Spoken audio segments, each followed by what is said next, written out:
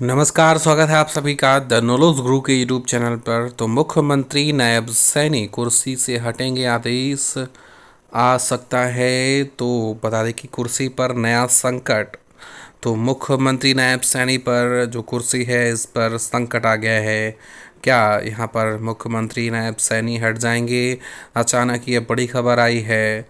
29 मार्च 11 बजे की breaking news. तो चलिए वीडियो को शुरू करते हैं। तो हरियाणा में नायब सैनी की कुर्सी जो है, सीएम की कुर्सी है, इस पर संकट छा गए हैं।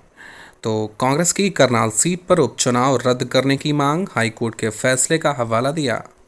तो महाराष्ट्र के अकोला वेस्ट विधानसभा क्षेत्र का 26 अप्रैल को होने वाला उपचुनाव बॉम्बे हाईकोर्ट ने रद्द कर दिया है। अब हाईकोर्ट के इस फैसले का असर हरियाणा में करनाल विधानसभा उपचुनाव पर भी पड़ सकता है। नागपुर पीठ ने अकोला वेस्ट विधानसभा का उपचुनाव इस आधार पर रद्द किया है कि आने वाले सदस्य का शेष कार्यकाल 1 वर्ष से भी कम होगा। यही बात करनाल विधानसभा सीट पर उपचुनाव में भी फिट बैठती है, जिसकी घोषणा चुनाव आयोग ने 16 मार्च को की थी।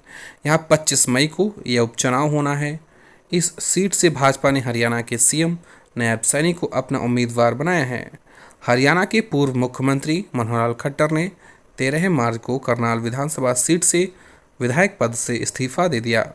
हरियाणा विधानसभा का 5 साल का कार्यकाल 3 नवंबर 2024 को समाप्त हो रहा है, जो 1 वर्ष से भी कम है।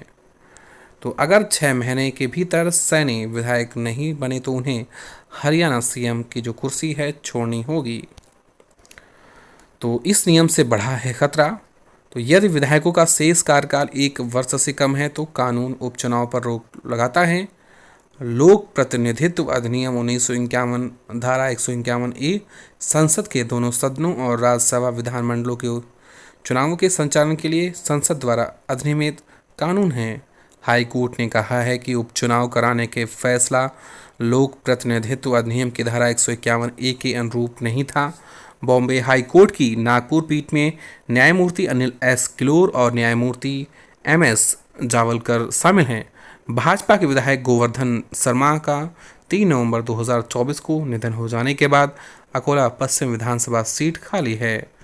तो Punjab and Haryana high court के वकील संदीप गोयत ने कहा है कि वे करनाल विधानसभा उपचुनाव कराने के संबंध में चुनाव आयोग की 16 मार्च की अधिसूचना को चुनौती देंगे।